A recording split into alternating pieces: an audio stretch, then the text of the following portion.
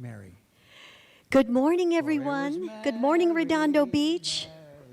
Oh, and Dr. Sue is here. We're going to have a hot potato day if we ever heard one. How's everyone doing? We welcome you. It's so nice to see real live bodies here.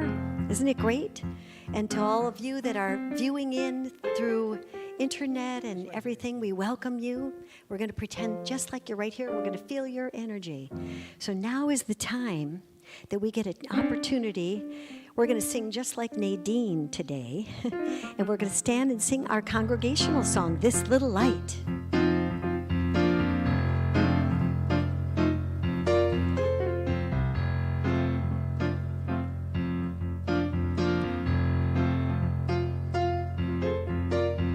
This little light of mine, I'm gonna let it shine. This little light of mine, I'm gonna let it shine. This little light of mine, I'm gonna let it shine. Let it shine, let it shine. Gonna let it shine, shine. Everybody, shine, shine. All around the world, shine, shine. You know you want to shine, shine. Got it? Everywhere I go, I'm gonna let it shine. Everywhere I go, yes, I'm gonna let it shine. And everywhere I go, I'm gonna let it shine. Let it shine, let it shine. Gonna let it shine, shine. Everybody, shine, shine. All around the world, shine, shine. Shine, shine. This little light of mine, I'm gonna let it shine. This little light of mine. I want to see the roof raise here. I'm gonna let it shine. Are you singing at home? This little light of mine. Yes, I'm gonna let it shine. Let it shine. Let it shine. Gonna let it shine, shine. Everybody, shine, shine. Shine, shine. All around the world, shine, shine. Shine, shine. Shine, shine. That was excellent. Thank you.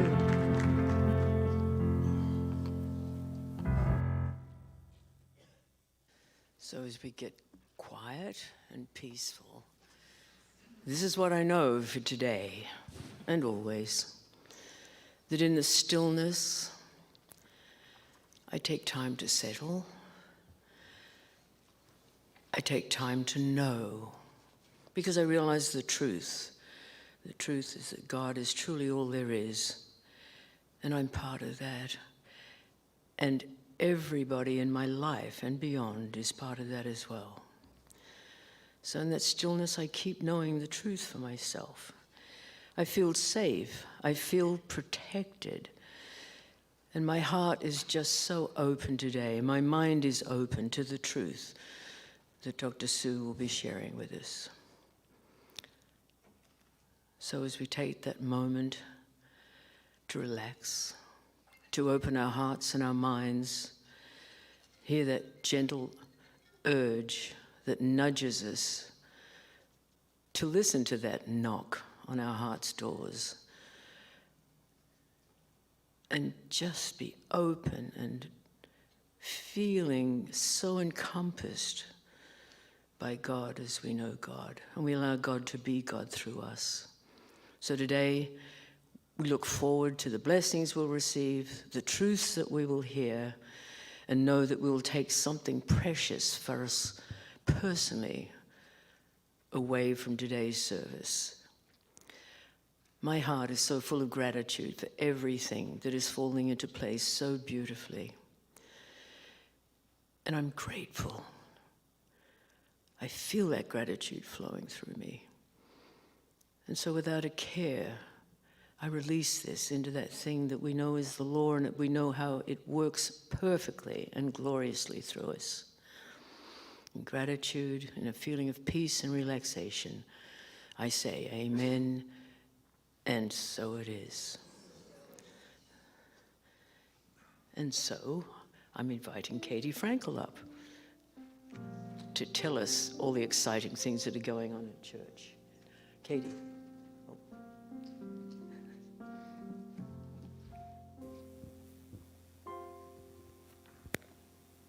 Hi, everyone. Good morning to all here in the sanctuary and also to those on our YouTube channel today. Today, our speaker is Dr. Sue Rubin.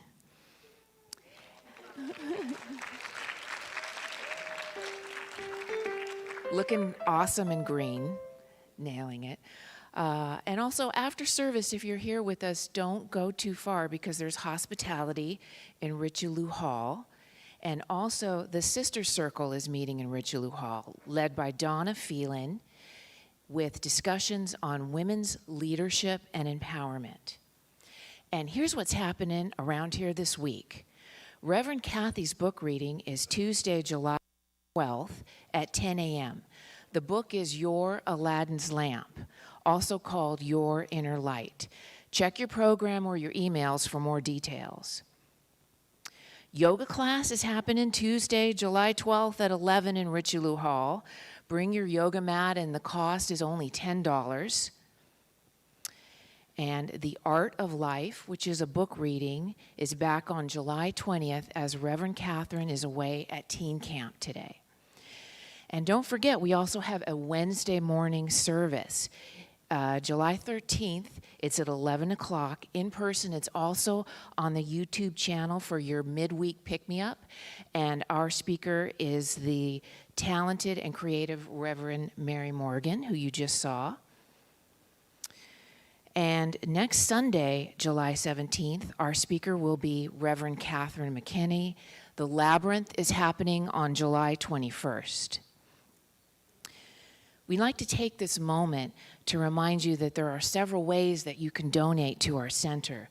We really appreciate your presence today, and we thank you so much for your messages and your financial donations to our center. You can dial a prayer. Every week there's a new one posted on Wednesdays, and that number is 310-540-5242. 540-5242. And now, without further ado, I'm excited to introduce you to singer Nadine Risha. Good morning, Redondo family. What a treat to be here with all of you. I just have to say, I wasn't planning to be here today. I live in Las Vegas.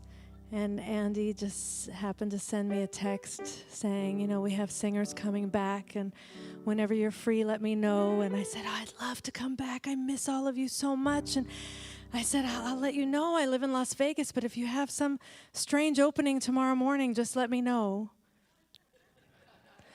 And here we are. Here we are. So what a joy to be here with all of you. Here's a song called Believe for It, because we believe. You'll hear the lyrics. They say this mountain can't be moved. They say these chains will never break. But they don't know you like we do. There is power in your name. We've heard that there is no way through. We've heard the tides will never change. They haven't seen what you can do. There is power in your name. So much power in your name.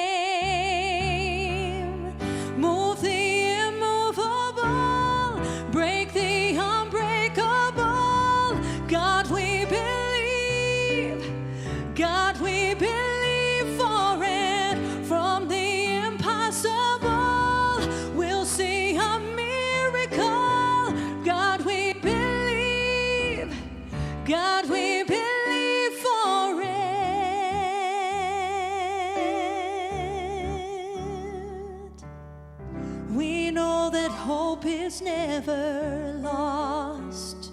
Oh, for there is still an empty grave. God, we believe no matter what, there is power in your name. So much power in your name.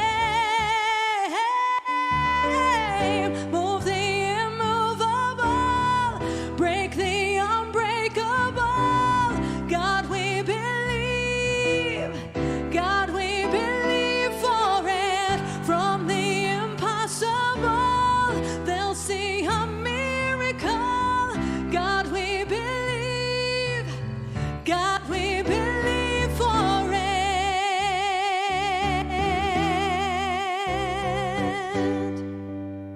You are the way when there seems to be no way. We trust in you, God, you have the final say. You are the way when there seems to be no way. We trust in you, God, you have the final say. Move the immovable, break the unbreakable. God, we believe. God, we believe for it. From the impossible, we'll see a miracle. God, we believe. God, we believe for it. God, we believe. God, we believe for it.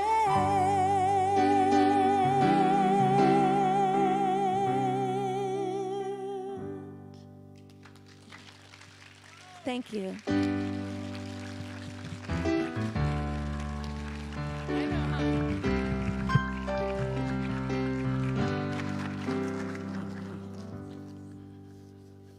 Well, Nadine, that's a fantastic voice. Thank you. Nadine Risha, thank you.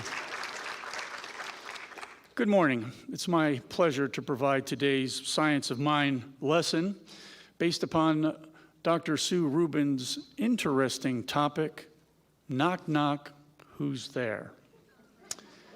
Considering that this month's theme from the Center of Spiritual Living is living every day in wonder relationships. So, I would like the assistance of the congregation and thereby establish a relationship between us. And so what I'd like you to do very loudly is to respond appropriately. Knock, knock. Olive. I love you too. Okay, now that we've established the relationship, I will now take a serious look at Dr. Rubin's topic, Knock Knock, Who's There? Because I'm sure it has a very meaningful metaphysical message, well beyond my knock knock joke. Let's explore and let's go biblical first. Bob McKinney will appreciate that. From the New International Version of the Bible, Matthew chapter 7, verses 7 and 8. Ask, and it will be given to you. Seek, and you will find. Knock, and the door will be opened to you. For everyone who asks receives, the one who seeks finds, and to the one who knocks, the door will be opened. However, the topic asks, who's there? And here is where the Science of Mind lesson is provided by Dr. Holmes, founder of the Science of Mind, in his textbook. And I quote, "It shall be open to us when we knock, and we shall find that for which we are searching, God is intelligent mind and spirit, and there is a direct response from this universal intelligence to our intelligence." Note the importance. A direct response from this universal intelligence. And we know there are many names for this universal intelligence. Spirit, presence, God, and as Dr. Moira used to say, her yummy source. That's what there is when we knock. The question then is, what type of relationship do we have with that source? This universal intelligence, this responder to my knock. Dr. Holmes explained this relationship further. If we ask for bread, we shall not receive a stone. But we are told we must ask for that which we are searching by believing if we are to receive. By believing, does that mean, well, I think maybe if I'm lucky. Does that mean, well, I hope so? Or does it mean with conviction, a knowing that we are to receive? Dr. Holmes concludes, how much can we believe? As much as we can believe will be done unto us. How much we can demonstrate? Just what we can believe. How much can we see? How much can we accept? How much can we find in our consciousness that is no longer repudiated by our own denials? Whatever that is, that much we can have. So, when we knock, who's there? Source. Can we use it? Definitely, if we firmly believe. The choice is ours. Will we knock, and do we believe? If so, knock, knock. Who's there? Ray D. Ray D or not, here I come. And now that's the truth from Ruth, and so it is. Always.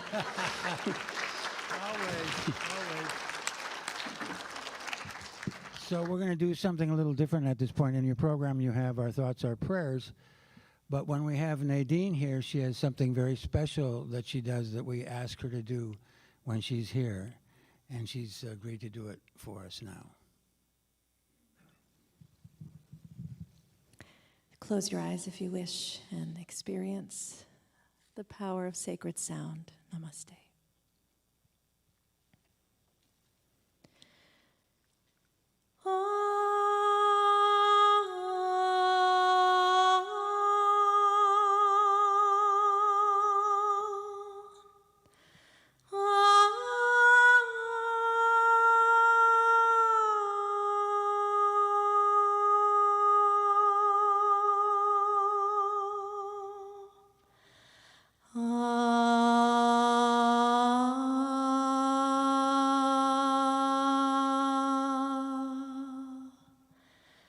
Shantakaram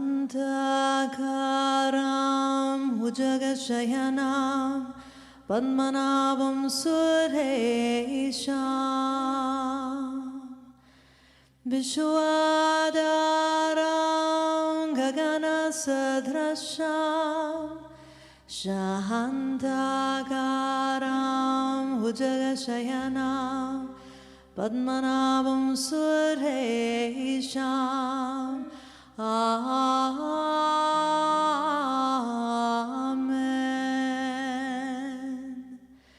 Dominus illuminatio me. Amen. Dominus illuminatio me.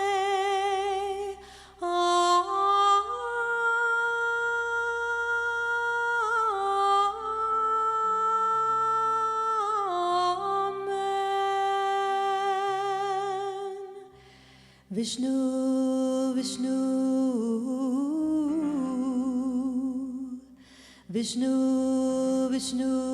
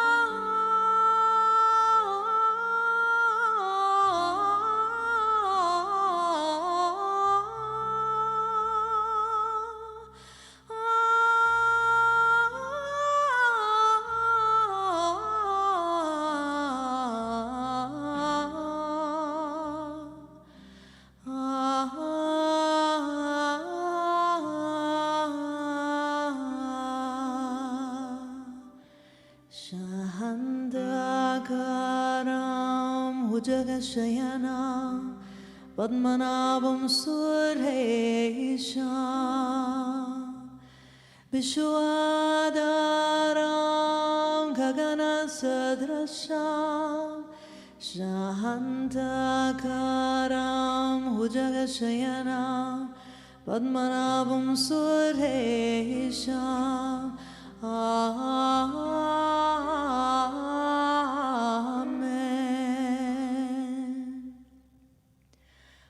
Amen.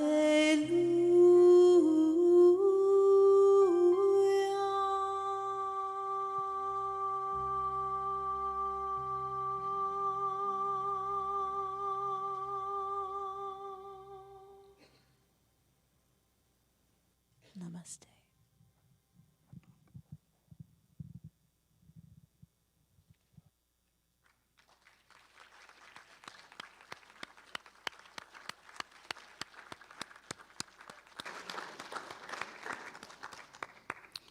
It's my honor to introduce today's speaker, minister, former senior minister, minister emeritus, guest speaker extraordinaire, and dear friend of Redondo Beach Center for Spiritual Living, Dr. Sue Rubin.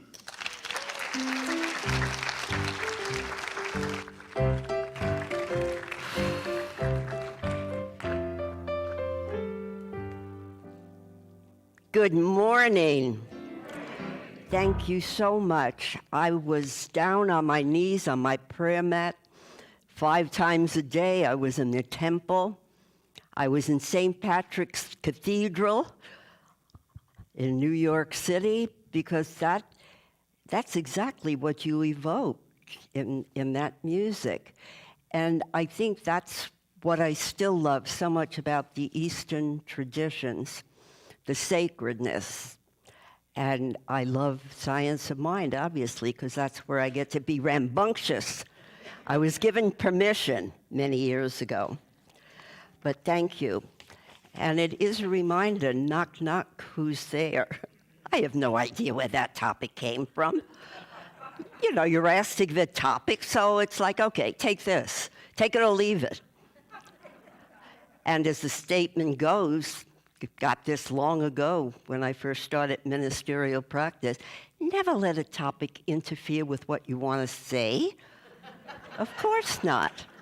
So, the first thing, though, I want to do, since I have established somewhat of a rapport, I have words directly for you, directly from Dr. Moira.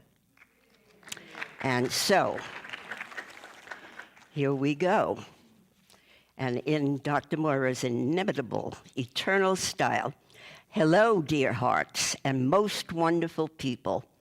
Thinking of you very especially tonight, that was last night, as I remind myself that tomorrow, that's today, is Sunday, and you are all going to be gathering together. Know that you're in my prayerful thoughts, and I know your highest, most wonderful unfolding good every single day. Take care of yourselves and take care of each other. I miss you all, and I will see you soon. Big hugs and love to everybody.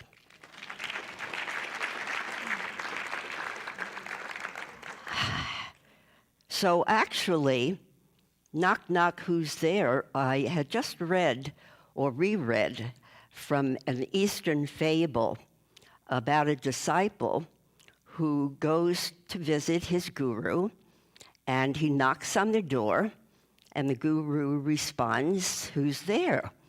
And the disciple says, "Me." And the door does not open. And again, the disciple comes back. He figures, well, maybe the guru had to go to the bathroom or something. Who knows? So again, knock, knock. And the guru asks, "Who's there?" And again, the disciple says, "It's me, me." And again, door does not open, period of silence. Maybe the guru wanted a cup of tea to refresh himself in his throat so that he could best be with me.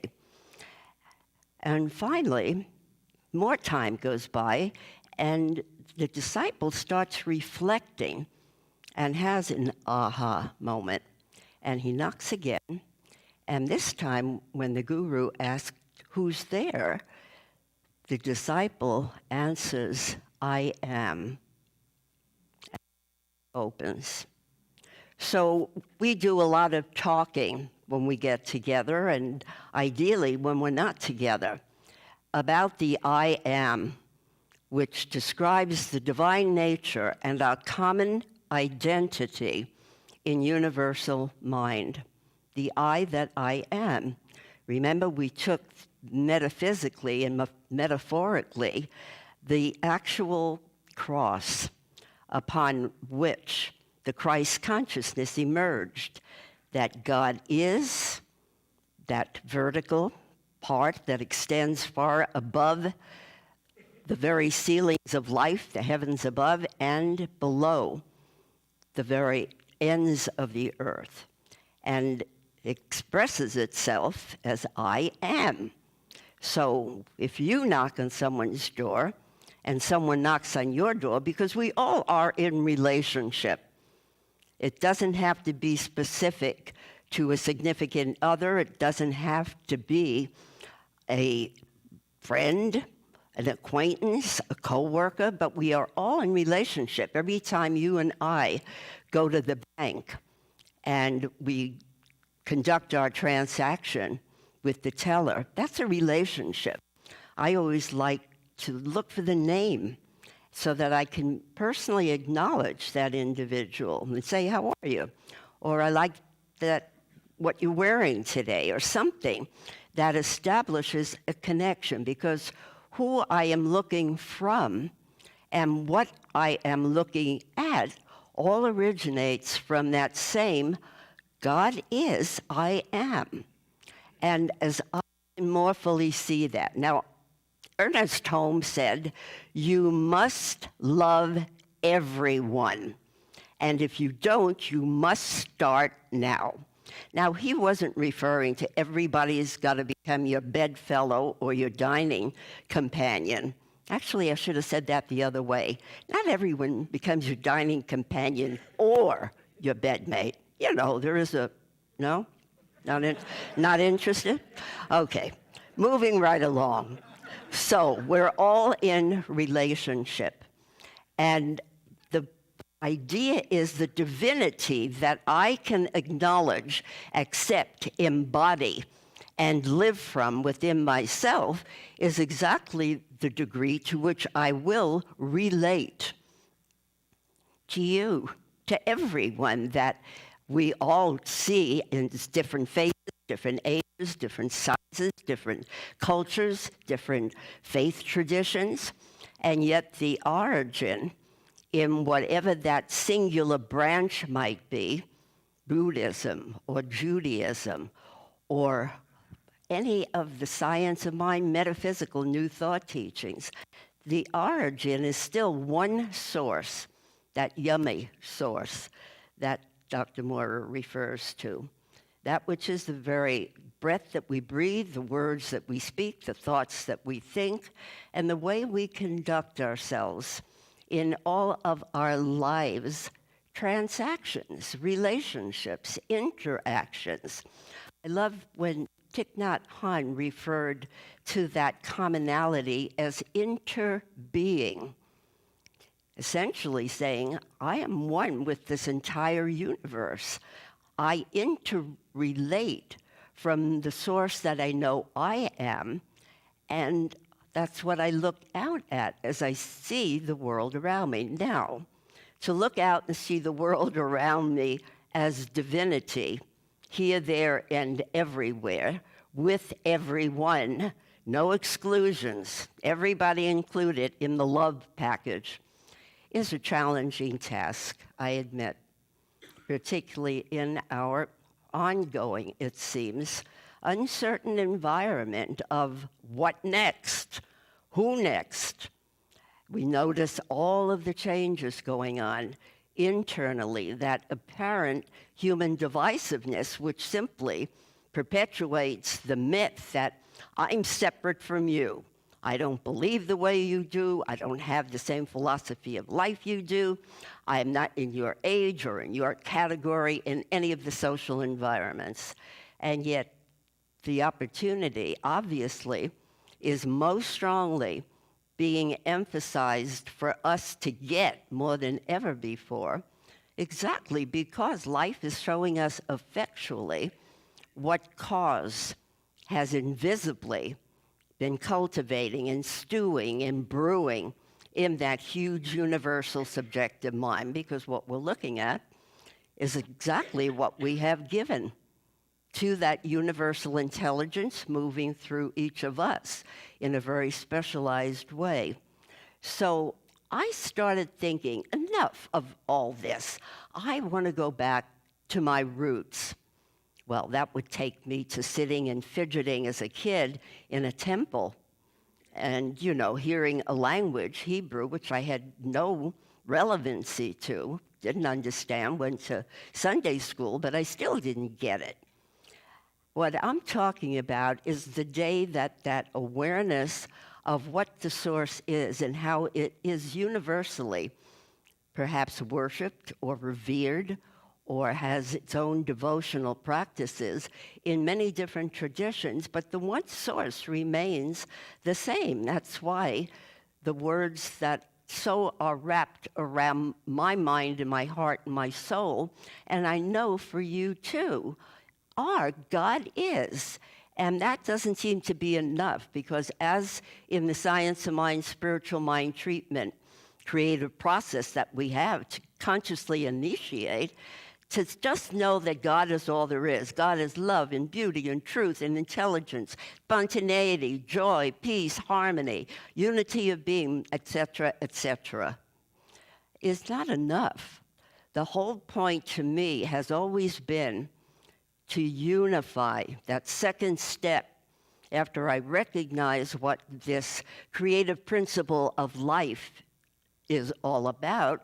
I must see that I am directly in relationship as its interbeingness, that the only degree to which I express and can demonstrate the good life, the godly life, is the degree to which I get it, I buy it, I accept it, I breathe it, I live it, I speak it.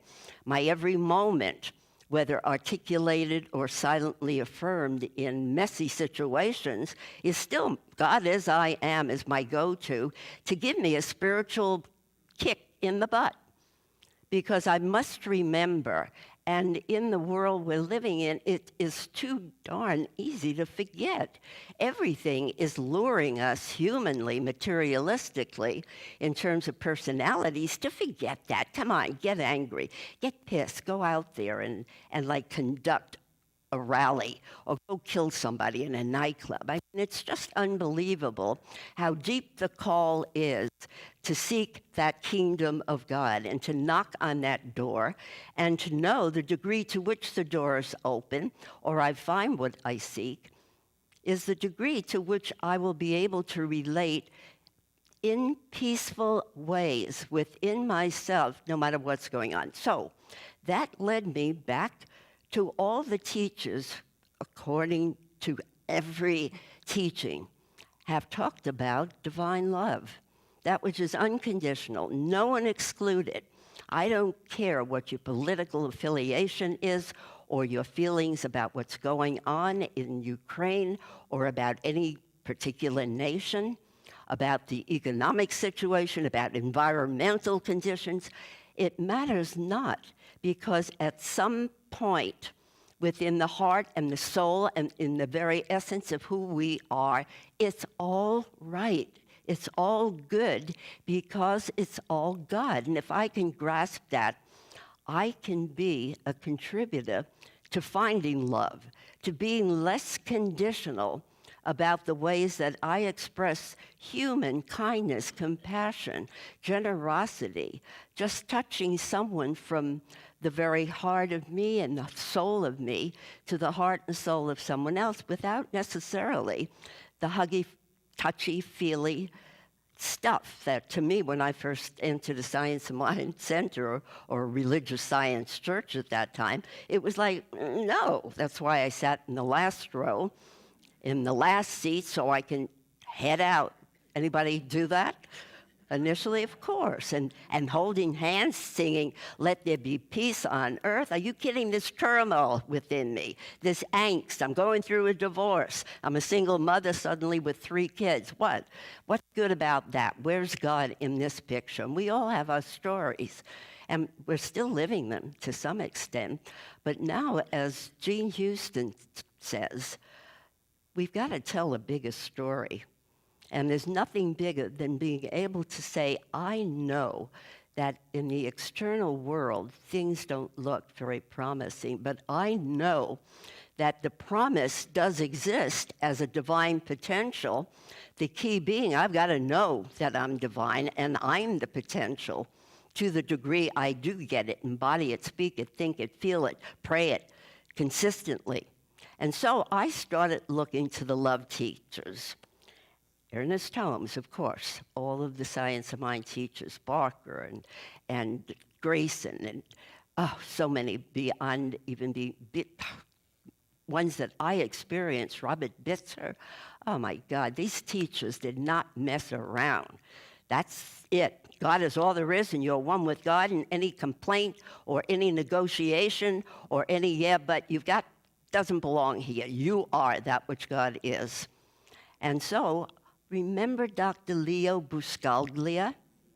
Dr. Leo, who got up there and shrieked from the rooftops, everybody is love.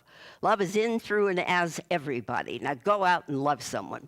And then I once attended a lecture of his, and he started the lecture by saying, okay, little experiment on how observant you are in the ways that love operates, just in the people closest to you.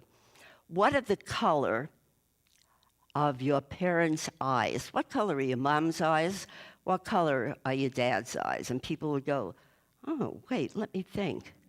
Not quite sure. Well, I mean, there they are. You know, he was very flamboyant and very out there in his presentation.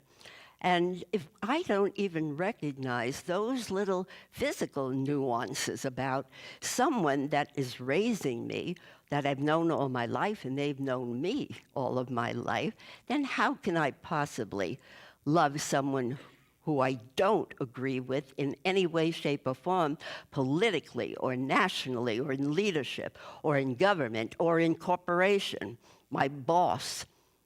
I always think of the kid that says, in return to being told something by their parent, you don't own me, you're not my boss. Well, yeah, parents are, but it's time to grow up. I don't need to perpetuate the myths and the errors and the invalidity with which I was raised, that I never heard. You're bright and you're cute and you're funny and you've got the world before you. I love my parents. They did a fine job and we had a good life, but they never did that. They just went about life in a very materialistic way. We might sit in temple over the high holidays, but that was a cultural thing. It never really grasped from the roots up. And so I looked at Buscaglia, Everybody is Love, and I came upon my own notes from Jerry Jampolsky. Just remember? The Centers for Attitudinal Healing. What the heck are we doing in Science of Mind? Nothing different. His Centers for Attitudinal Living, if you haven't reviewed that, you could easily see the conversion to any other teaching, most notably Science of Mind, that says God is all there is, and God and I, you, everything that is godly, to the degree my awareness is on that. So he had these 12 principles of attitudinal healing. Aren't we doing that? Didn't Ernest Holmes say, trained thought is more powerful than untrained thought? Attitudinal healing. Change the way you think, believe, and perpetually operate limiting patterns, and your life will change. Nothing changes out there. That's why we're seeing the perpetuation of divisiveness, of violence, of prejudice.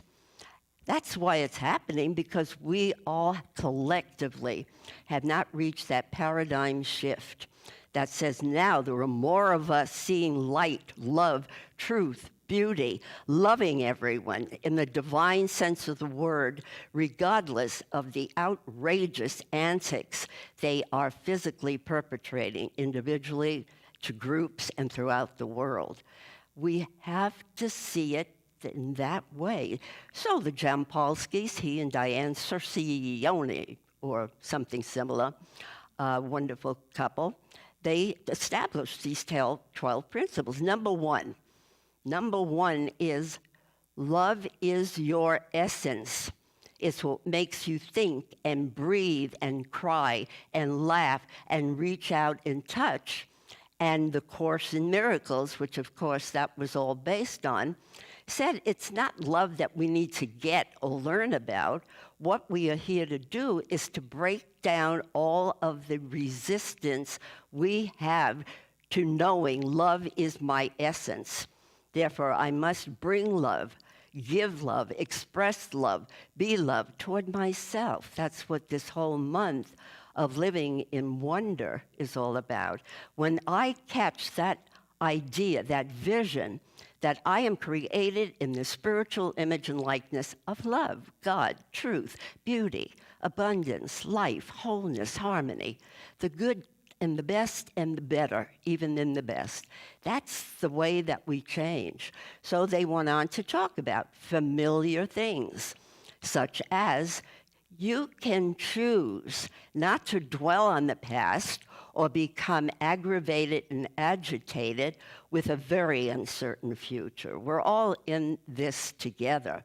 If you look at your Science of Mind magazine this month, which does coordinate the options of what to talk about in centers, if you so choose, also carried through in the Science of Mind magazine. So there's so much that we have that I still want, and I ain't no spring chicken, you know that.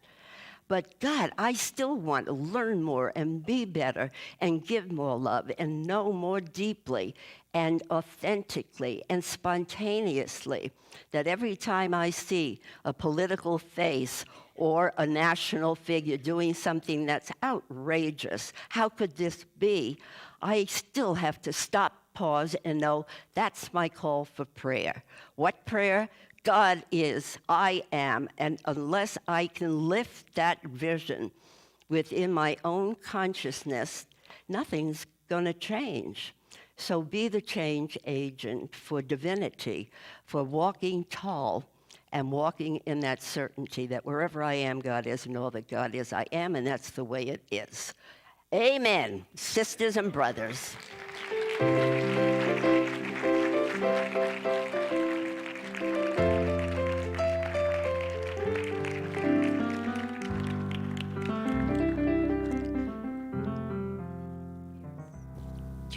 We are so blessed to have Dr. Sue here. Tell ya, I think if you look up the definition of hot potato in the dictionary, her little picture is going to be there. I'm going to welcome our ushers forward, as this is the time of our sharing, of our treasure, of our goodness, of our wealth. And we're going to recite together this prayer.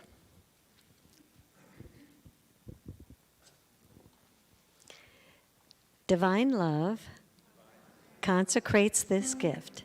It goes forth to heal, to bless, and to prosper all those who give and all those who receive.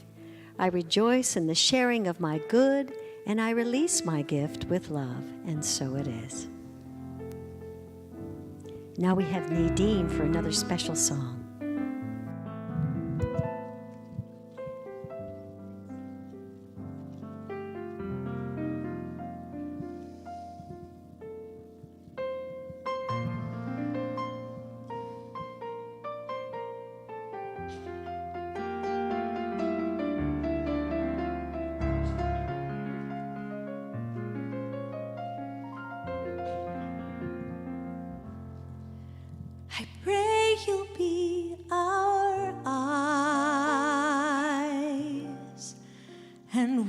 watch us where we go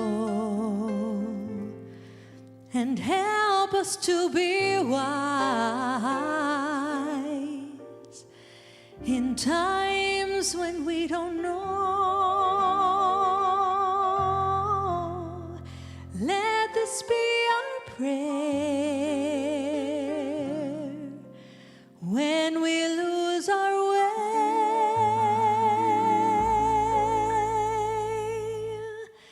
Lead us to a place, guide us with your grace, give us faith so we'll be saved. La luce che tu dai nel cuore resterà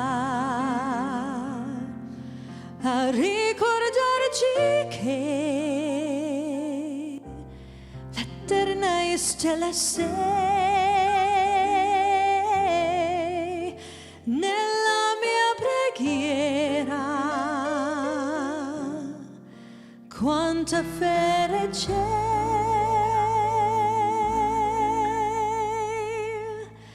Lead us to a place, guide us with your grace, to a place where we'll be safe. A world where pain and sorrow will be ended, and every heart that's broken will be mended, and we'll remember we are all God's children, reaching out to touch you, reaching to the sky.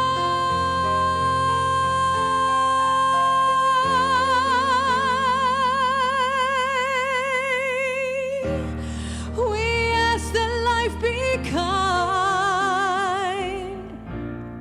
and watch us from above.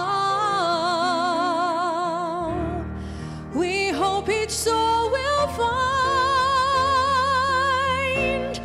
another soul to love. Let this be our prayer. Let this be our prayer, just like every child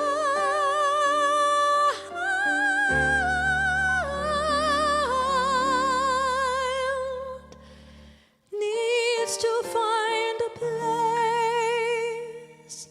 Guide us with your grace. Give us faith so we'll be safe. E la fede che hai acceso in noi,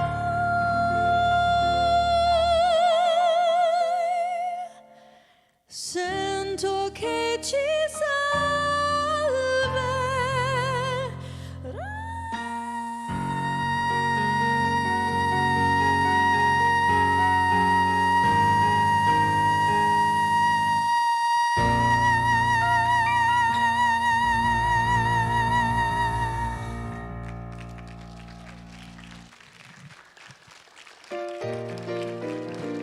Thank you.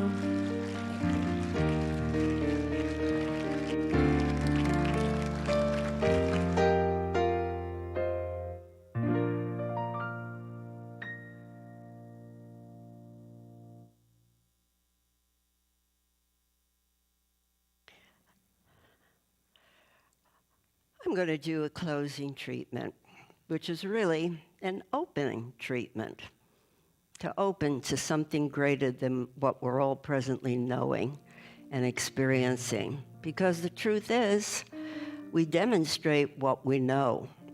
Voila, the world, personally and collectively. So I speak in the I am, that which is the door that opens as I declare that divine truth about myself and about everyone.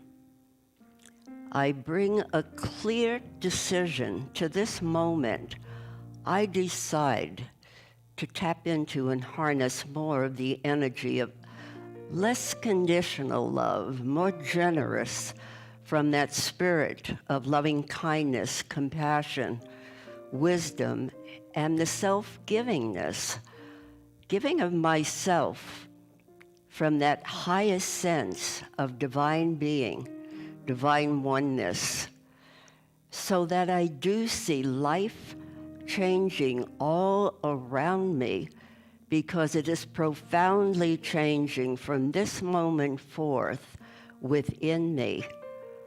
I declare with conviction, with a clear knowingness, that right where I am, wherever I am, it is my divine responsibility to be more consistently aware of being that beneficent presence that crosses every threshold, that walks through every open door, that answers every question, makes every observation from the point of knowing God is, I am. I am that which God is. I am love. I am peace.